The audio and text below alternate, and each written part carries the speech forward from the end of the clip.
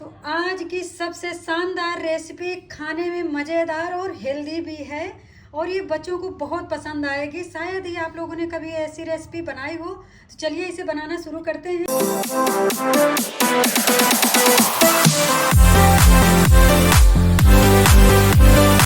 तो इसके लिए देखिए हमने लिया है मैदा।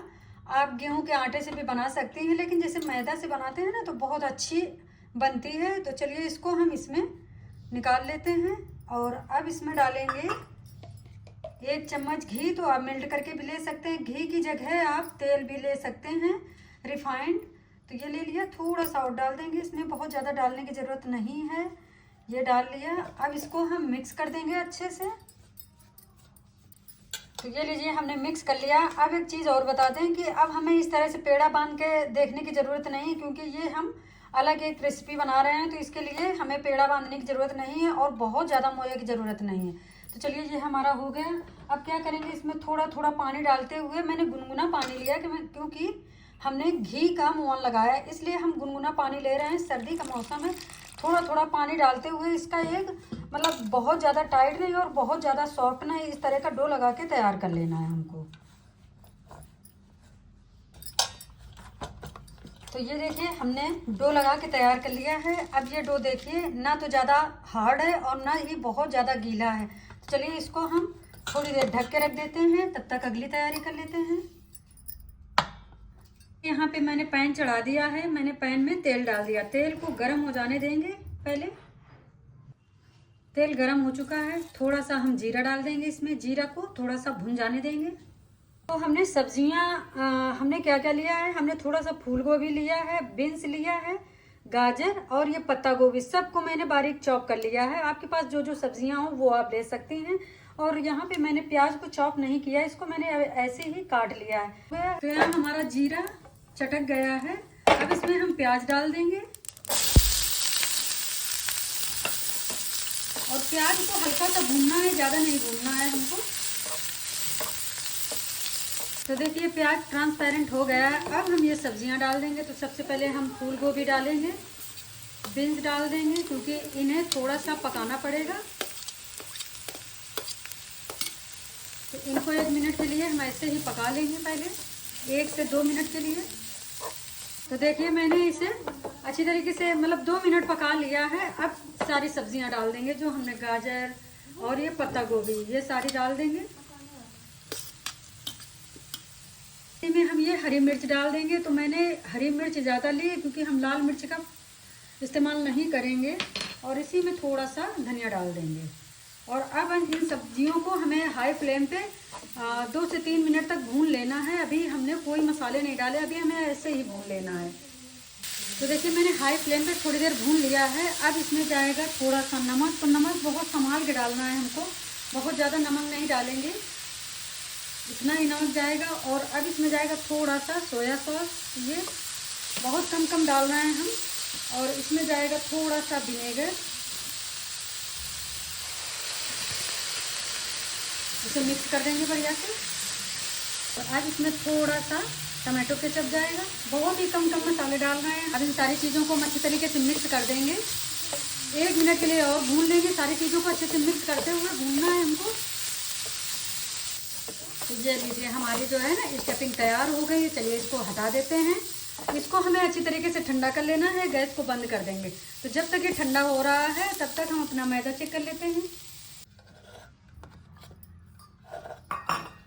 देखिए मैदा भी हमारा बढ़िया से सेट हो गया है और कितना बढ़िया चिकना गुथा है। तो थोड़ा सा और इस तरह से मसल लेंगे। देख पा रहे हैं आप लोग कितना बढ़िया मड़ के तैयार हुआ है। तो चलिए इसके हम छोटी छोटी लोइयाँ बना लेते हैं। बहुत बड़ी बड़ी नहीं बनानी है, बस इतनी इतनी लोइयाँ बना के तैयार कर लेनी है हमको।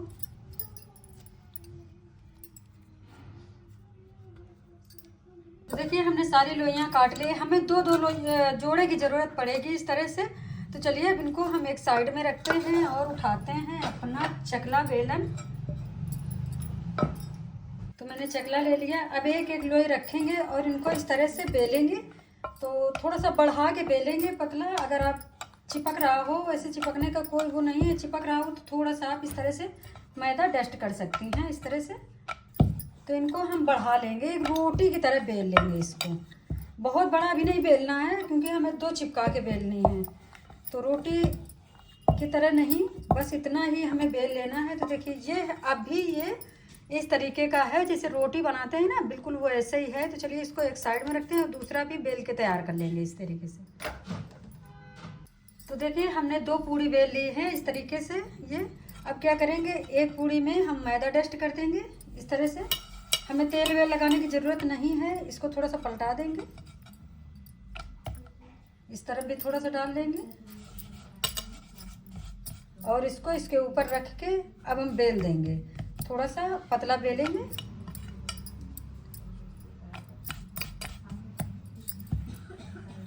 तो हमें इसको बहुत ज़्यादा मतलब पतला भी नहीं, एक रोटी का आकार देना। जैसे रोटी बनाते हैं नॉर्मली हम, स्टैंडर्ड साइज रोटी होती ना, उतना ही बड़ा बेलना है। देखिए इस तरीके से हमें बेलना है। इसके गोल रोटी बेल के तैयार करना, टेढ़ी मेढ़ी बिल्कुल नहीं होनी चाहिए, एकदम गोल रोटी होनी चाहिए।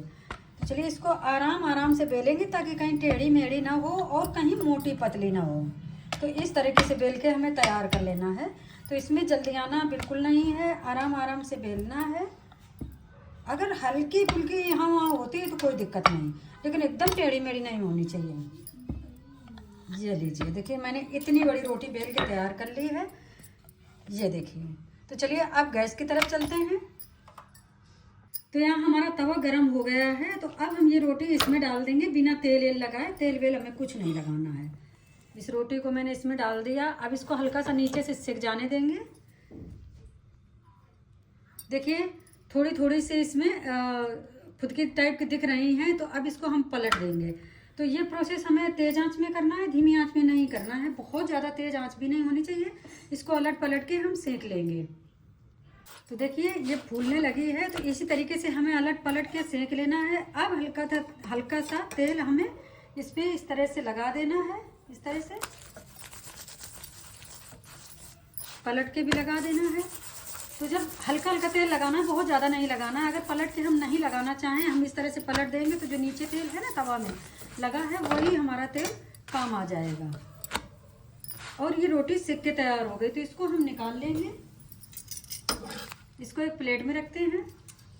तो अभी हमने चकले में रख दिया है, देखिए इस तरह से। और अब इसको हम निकाल लेंगे। तो ये देखिए कितनी आसानी से निकल आती है। और इसको हमें ये इस तरीके से रखना है। ये वाला जो हिस्सा है ये हमें ऐसे रखना है और ऐसे ही हम इसको रुमाल में रख देंगे। तो कपड़े में रखना है ताकि ये टाइट ना हो। इस तरीके से कपड़े में रखते जाएंगे और इसको इस तरह से ढकते जाएंगे। आराम से रख देना है। और ये लीजिए ढक दिया। इसी तरीके से हम 2 और बना लेंगे। इसके बाद हमें क्या करना है ये हम आपको दिखाते हैं। तो ये देखिए हमने सारी रोटी बना के तैयार कर ली हैं। ये देखिए इस तरह से।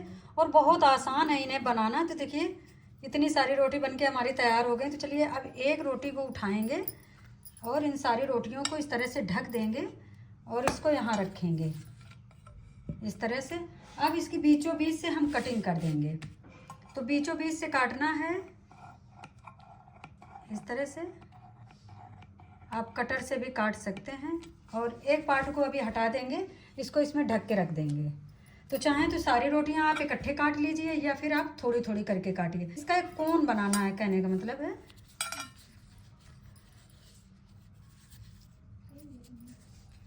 इस तरीके से कोन बना देना है इसका। और यहाँ पे हम एक टूथपिक लगा देंगे ताकि ये हमारे खुले नहीं। इस तरह से जब टूथपिक लगा देंगे तो खुलेंगे नहीं। ये लीजिए। और देखिए कितना बढ़िया कोन बन के तैयार हो गया है, आप लोग देख पा रहे हैं। इसी तरीके से हमें सारे कोन बना के तैयार कर लेना है। तो इकट्ठे रोटियां काट लें, पहले बना लें, फिर रोटियों को काट लें, फिर एक तरफ से आप काम करते जाइए। तो चलिए इसी तरीके से हम सारे कोन बना के आपको मिलते हैं। तो ये लीजिए, देखिए मैंने इतने कोन बना के तैयार कर लिए हैं। अभी हमारी रोटियां बची हुई हैं। ये देखिए अभी रोटियां बची हुई हैं। तो मैंने इतने कोन तैयार कर लिए हैं। अब चलिए आगे का प्रोसेस शुरू होता है। तो सबसे पहले हम एक कोन उठाएंगे इस तरीके से। इस तरीके से उठाएंगे कोन को। तो अभी ये पचके लग रहे हैं। अगर थोड़ा सा टाइम मिल जाए तो ये इस तरह से थोड़ा सा टाइट हो जाते हैं। अभी ये सॉफ्ट हैं एकदम। तो इनमें हम क्या करेंगे, स्टफिंग भरेंगे। स्टफिंग हमारी ठंडी हो चुकी है। तो ये देखिए एक पीस उठाएंगे, इसमें स्टफिंग भर देंगे। खूब खूब स्टफिंग भरना है हमको, कंजूसी बिल्कुल नहीं करना है, खाने में अच्छे लगें ये। देखिए इस तरीके से भर देना है इनमें। ये देखिए मैंने इस तरीके से भर लिया है, लेकिन अभी ये पूरा नहीं हुआ है, अभी इसे हमें और कुछ करना है। तो चलिए इसी तरीके से पहले हम सारे भर के तैयार कर लेंगे। तो ये लीजिए हमने सारे कोन भर के तैयार कर लिए हैं। देखिए देखने में कितने अच्छे लग रहे हैं। तो चलिए अब क्या करते हैं, थोड़ा सा हम लेते हैं टमाटो केचप। अब इस टमाटो केचप को हम इसमें लगाएंगे इस तरह से, थोड़ा थोड़ा सा किनारे किनारे लगा देंगे। आप ब्रश से भी इसे लगा सकते हैं।